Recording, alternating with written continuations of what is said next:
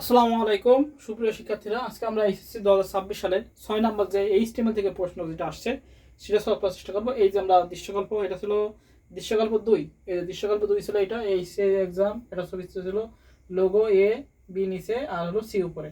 ICT is fun, আসলে ICT is fun, আর এটা ফাঁকা ফাঁকা ট্যাগ। এইটা হলো প্রশ্ন ছিল আজকে এসএসসি 2026 সালে 6 নম্বর প্রশ্ন। তো আমরা একটু প্রশ্ন দেখে নিই কেমন ছিল প্রশ্ন। তাদের কাছে প্রশ্ন নেই তারা স্ক্রিনশট দিয়ে দিন, তাদের কাছে প্রশ্ন আছে তাদের কাছে তো আছে। এসএসসি 2026 সালের 6 নং প্রশ্ন। আমরা এখন প্রশ্নটা পড়ব।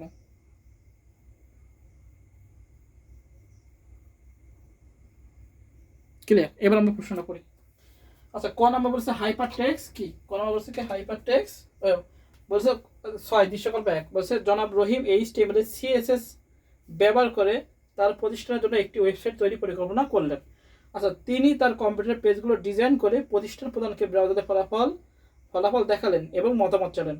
প্রতিষ্ঠান প্রধান নিজেই মোবাইলে ইন্টারনেট ব্যবহার করে সাইটটি দেখতে চাইলে রফিক জানালেন এখনই অন্য কোনো ডিভাইস ব্যবহার করে সাইটটি দেখা সম্ভব নয়। কারণ কি? কারণ সে এখনও ওয়েবসাইট পাবলিশ করেনি, এই কারণে তার সাইটটি অন্য ফোনে ইন্টারনেটের মাধ্যমে দেখা সম্ভব নয়। বুঝা গেছে? এখানে খুব সুন্দর একটা প্রশ্ন করেছে। আচ্ছা, দৃশ্যকল্প 2 এইচটিএমএল ট্যাগ এটা দেওয়া আছে। আচ্ছা, এবার বলছে ক নাম্বার বলছে হাইপার টেক্সট কি? হাইপার টেক্সট কি? আমরা লিখব ক নাম্বার।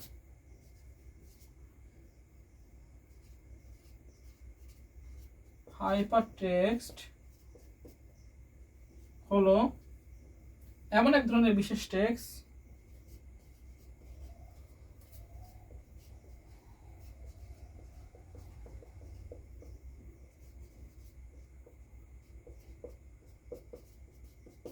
এমন এক ধরনের বিশেষ টেক্সট বা লেখা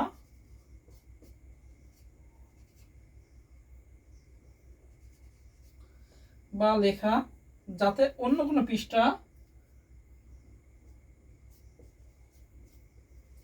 যাতে অন্য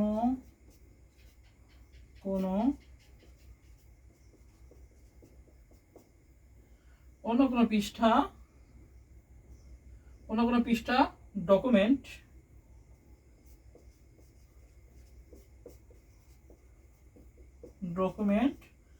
বা ওয়েবসাইটের লিঙ্ক যুক্ত থাকে।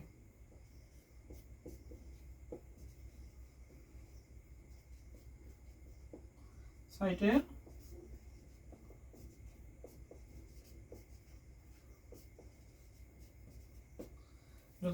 হাইপারটেক্সট হলো এমন এক ধরনের বিশেষ টেক্সট বা লেখা যাতে অন্য কোনো পৃষ্ঠা ডকুমেন্ট বা ওয়েবসাইটের লিঙ্ক যুক্ত থাকে। এটা ক নাম্বার। এবার খ নাম্বার কি বলেছে? খ নাম্বার বলেছে ডাইনামিক ওয়েবসাইটে ব্যবহারকারীরা ও ওয়েবসাইটের মধ্যকার দ্বিমুখী যোগাযোগ তৈরি ব্যাখ্যা করো। ডাইনামিক ওয়েবসাইট কি? যে সকল ওয়েব পেজ আবৃত তথ্য প্রদর্শন করে এবং ওয়েব পেজ লোডিং বা চালু করার পর ডেটার মান পরিবর্তন করা যায় তাকে ডাইনামিক ওয়েবসাইট বলে। ডাইনামিক ওয়েবসাইটে ব্যবহারকারীরা মতামত দিতে পারে, যার ফলে কি হয়? ডাইনামিক ওয়েবসাইটে ব্যবহারকারী ও ওয়েবসাইটের মধ্যকার দ্বিমুখী যোগাযোগ তৈরি হয় এবং তারা নিয়মিত আপডেট তথ্য পায় এবং তারা তাদের মতামত ওই ওয়েবসাইটে তারা দিতে পারে। এই কারণে ডাইনামিক ওয়েবসাইটে ব্যবহারকারী ও ওয়েবসাইটের মধ্যকার দ্বিমুখী যোগাযোগ তৈরি হয়। এবং নিজেদের মধ্যে সুন্দর করে লিখে দেবো, হয়ে যাবে। বুঝা গেছে? এটা খ নাম্বার শেষ।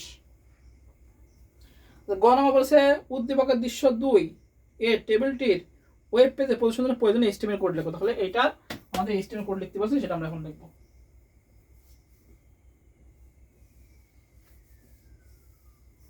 তাহলে গ নাম্বার শুরু করে দিই। আচ্ছা, গ নাম্বার আমরা লিখি। প্রথমে আমাদের কি এটা প্রথমে আমাদের কি লিখতে হয়? এইচটিএমএল। তারপর কি লিখতে হয়? হেড। হেডের মধ্যে কি থাকে? Title.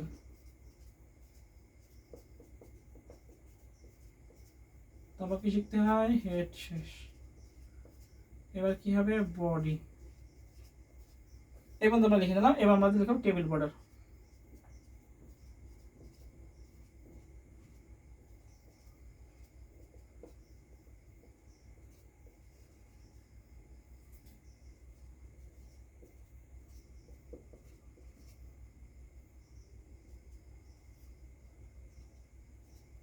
Table border 1 serial spacing 0। আচ্ছা প্রথমে আমরা কি দেবো টিআর অ্যালাইন, এখানে আমরা অ্যালাইন দিয়ে দিই একবারে।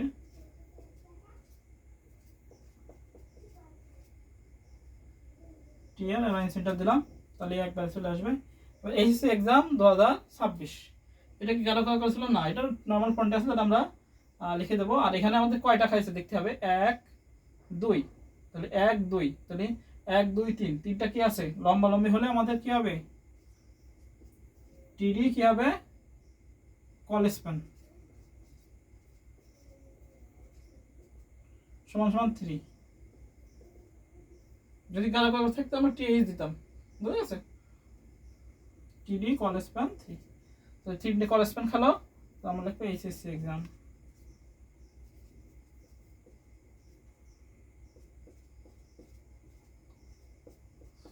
টিডি শেষ, টিডি শেষ, এবং আমরা টিআর শেষ করে দেবো, এখানে টিআর শেষ করে দিলাম। তাহলে আমাদের এক লাইন শেষ। হ্যাঁ, আবার আমরা দ্বিতীয় লাইন আসি, দ্বিতীয় লাইন এই যে দ্বিতীয় লাইনের ছবি আছে, আবার আমরা টিআর নেব, আবার আমরা টিডি দেব। টিডির মধ্যে আমাদের এটা কি আছে রো স্প্যান আছে, তাহলে এই যে এরকম দাগ, তাহলে রো স্প্যান 2 টিডি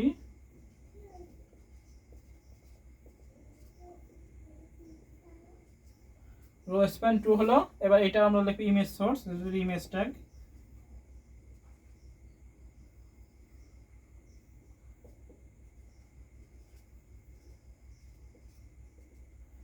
নাম আছে লোগো জেপিজে,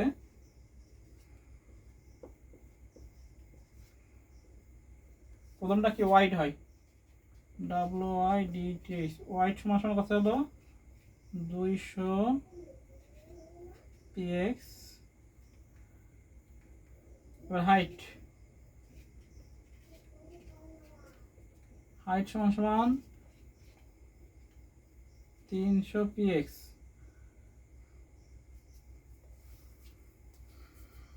এবার আমরা টিডি শেষ করবো, আমাদের এটা কাজ শেষ, টিডি শেষ। এবার দ্বিতীয় টিডি আমরা নেব, টিডি খেয়াল করি এখানেও আছে, এখানে কি আছে কল স্প্যান লম্বা লম্বি, তাহলে টিডি দিয়ে দেখবো কল স্প্যান 2, কল স্প্যান 2 দিলাম। এবার এটা লিখবো অ্যালাইন লেফট লিখি, যেহেতু সাইডে আছে লেফটে আছে,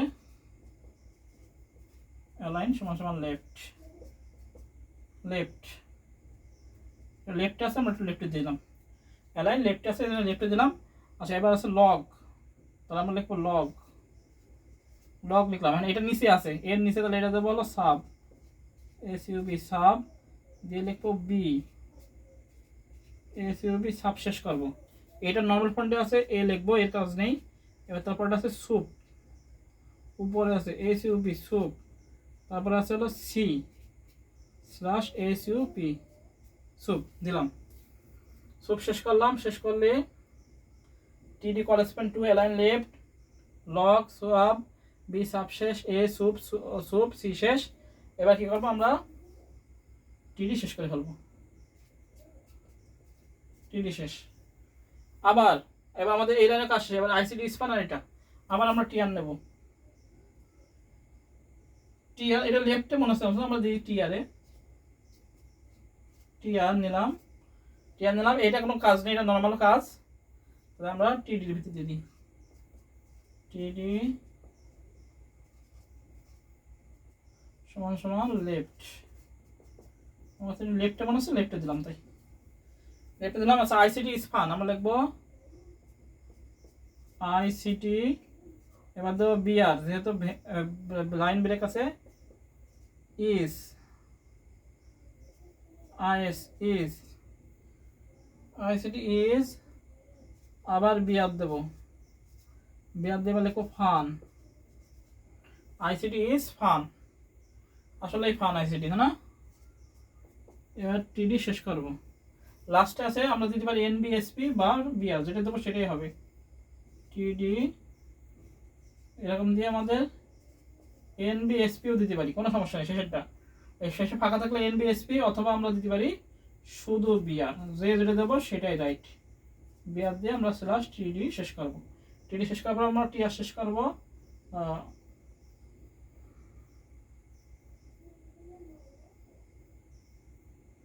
এটা কি টিআর শেষ করলাম না, এটা টিডি শেষ করেছি, এখানে আমরা টিআর শেষ করি।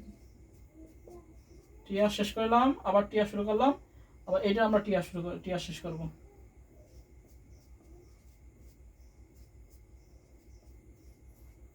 টেবিল শেষ করব,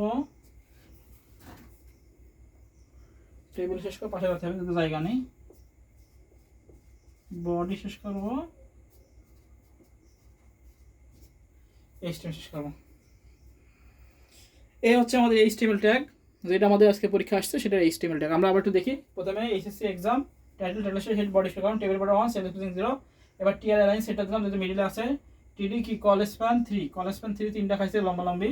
এখানে অনেকে টিডি দিলাম, কারণ টিএইচ হলে গাঢ় কলার কাছে টিএইচ দিতাম হেডিং হলি। আমরা টিডি টেবিলটা ব্যবহার করেছি যেহেতু নর্মাল ফন্টে আছে। এইচএসসি এক্সাম দিয়ে টিডি শেষ করলাম, টিআর শুরু, টিআর শেষ করলাম, গেল। আবার টিআর শুরু করলাম, টিডি দিলাম, রো স্প্যান এদের দুটো খাইছে, rho span 2, image source logo JPJ white দিলাম, হাইট দিলাম, দিয়ে আমরা টিডি শেষ করলাম। আবার দিলাম টিডি কল স্প্যান 2, এই যে কল স্প্যান 2 খাইছে, লগ দিলাম, সাব দিলাম, নিচে আছে বি, সাব এ দিলাম, সুপ উপর আছে বলে সুপ দিলাম, সুপ শেষ করলাম, টিডি শেষ করলাম। এই লাইন শেষ বলে আমরা টিআর শেষ করলাম। আবার টিআর নিলাম, টিডি লাইন লেফটে দিলাম, যেহেতু লেফটে আছে এটা মনে হলো আমার কাছে। আইসি দিলাম, বিআর দিলাম, ইজ বিআর মানে লাইন হয়ে গেল ফান, আইসিটি ইজ ফান, দিয়ে টিডি শেষ করলাম। টিডি শেষ করলাম মানে এই লাইন শেষ। আবার টিডি দিলাম, বিআর বা এনবিএসপি যেটা দেবে সেটা টিডি শেষ করলাম, টিআর শেষ করলাম, এই টিআর টেবিল শেষ করলাম, বডি শেষ করলাম, এইচটিএমএল শেষ করলাম। এই হলো আমাদের ক নাম্বার।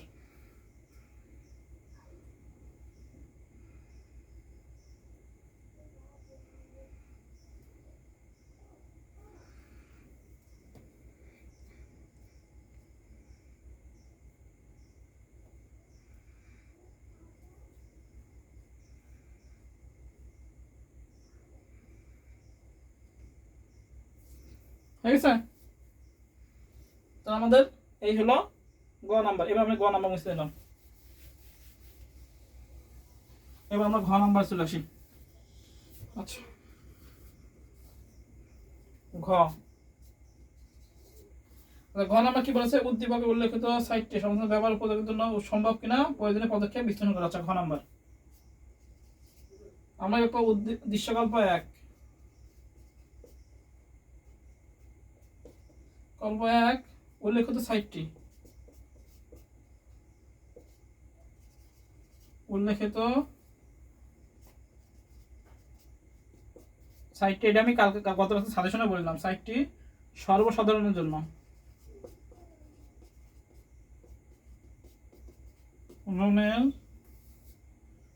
ব্যবহার উপযোগী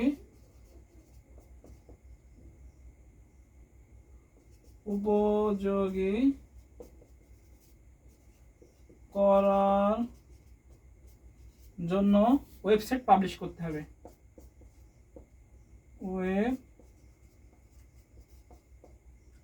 সাইটটি পাবলিশ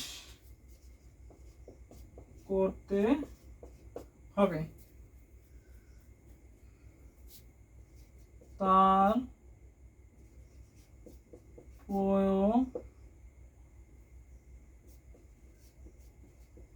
প্রয়োজনীয়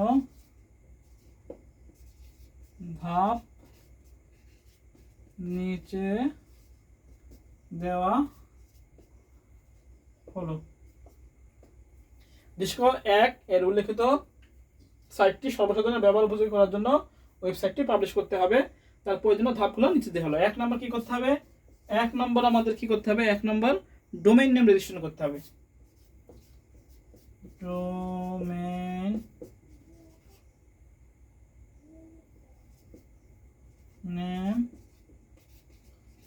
ডোমেইন নেম রেজিস্ট্রেশন,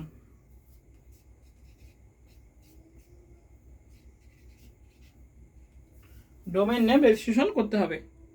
এবং সুন্দর একটি নাম দিতে হবে, মনে রাখা যায়, অর্থবোধক নির্বাচন করতে হবে, সেই নামে ডোমেইন নেম রেজিস্ট্রেশন করতে হবে। এটা হলো 1 নম্বর ধাপ। এবার দেখো 2 নম্বর ধাপে কি করতে হবে? 2 নম্বর ধাপে কি করতে হবে? আমাদের ওয়েব পেজ ডিজাইন করতে হবে। Web page design,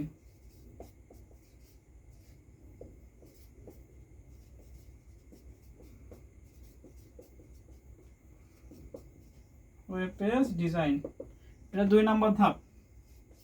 web page design করবে কীভাবে, যে ওয়েব পেজ ডিজাইন করতে হবে, এক্ষেত্রে প্রফেশনাল ওয়েব ডিজাইনের সহায়তা নিলে ভালো হয়। অনেক প্রতিষ্ঠান রয়েছে যারা নিজের অর্থের বিনিময়ে ওয়েব পেজ ডিজাইন করে। এবার লিখতে হবে, হ্যাঁ, এবার ওয়েব পেজ কি লিখতে হবে, পেজ হোস্টিং করতে হবে, ওয়েব সার্ভারে পেজ হোস্টিং। 2-3 নম্বর ধাপ, ওয়েব সার্ভারে পেজ হোস্টিং করতে হবে। ওয়েব সার্ভারে কি করতে হবে, পেজ হোস্টিং করতে হবে। এবার কি করবো আমরা 3 নম্বর ধাপ, ওয়েব সার্ভারে হোস্টিং করবো, যে ডোমেন নেম রেজিস্ট্রেশন ও ওয়েব পেজ ডিজাইন সম্পন্ন করার পর ওয়েব পেজগুলো নির্ভরযোগ্য কোনো সার্ভারে হোস্ট করতে হবে। অনেক প্রতিষ্ঠান রয়েছে তারা অর্থের বিনিময়ে এই হোস্টিং সার্ভিস প্রদান করে। ধাপ 4 নম্বর ধাপে কি করতে হবে, সার্চ ইঞ্জিনে কি করতে হবে, সার্চ ইঞ্জিনের সাথে ওয়েবসাইট যুক্ত করতে হবে।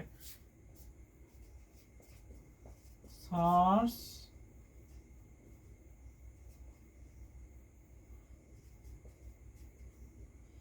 ইঞ্জিনের সাথে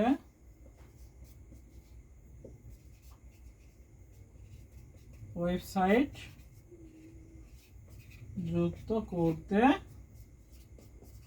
হবে। সার্চ ইঞ্জিনের সাথে যুক্ত করলে আমরা যে কেউ কি করবে, আমাদের দেখতে পারবে। সার্চ ইঞ্জিনের সাথে যুক্ত করতে হবে, এই ধাপটি অত্যবশ্যক করতে হয়। ওয়েব পেজের সাইটে আরও প্রচারমুখী করার জন্য সার্চ ইঞ্জিনের সাথে সংযুক্ত করতে হবে।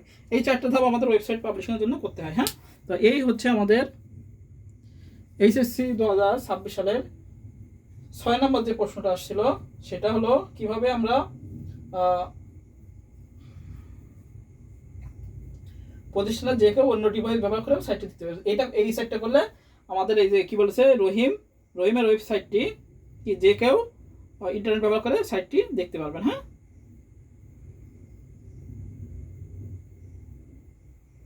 প্রতিষ্ঠান প্রধান মোবাইল, এই ধাপ করলে প্রতিষ্ঠান প্রধান মোবাইলে ইন্টারনেট ব্যবহার করেও রহিমের সাইটটি দেখতে পারবে। হ্যাঁ, তো এই হচ্ছে আমাদের ঘ নম্বর উত্তর। এগুলো একটু বর্ণনা দিয়ে নিজেদের মতো লিখতে হবে, আমি শুধু মেন পয়েন্টগুলো লিখে দিচ্ছি। হ্যাঁ, তো এই হচ্ছে আমাদের এইচএসসি 26 সালে 6 নং প্রশ্নের সব। সকাল থেকে সুস্থ থাকি, সবাইকে আসসালামু আলাইকুম।